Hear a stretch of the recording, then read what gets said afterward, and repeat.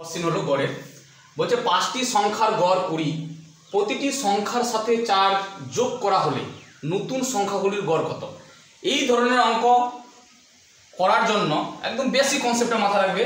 চাই আমাদের যোগ বলুক, চাই বিয়োগ বলুক, চাই গুণ বলুক, চাই ভাগ বলুক, যদি এরকম অঙ্ক আসে কিছুই না, এখানে বলি যে 5টি সংখ্যার গড় কত 20, তাহলে আমরা অ্যান্সারটা দিয়ে এখানে লিখবো 20, কিন্তু প্রতিটা সংখ্যার সাথে কত যোগ করতে বলছে 4, তাহলে অবশ্যই নেক্সট যে সংখ্যাগুলো আসবে তাদের গড় কত হবে 24 হবে। এবার যদি স্যার এখানে বলতো যে 5টি সংখ্যার গড় 20, কিন্তু আমি প্রতিটা সংখ্যার সাথে 5 গুণ করলাম, তখন এই 20-র সাথে 5-কে গুণ করলে কত আসবে আমাদের 100।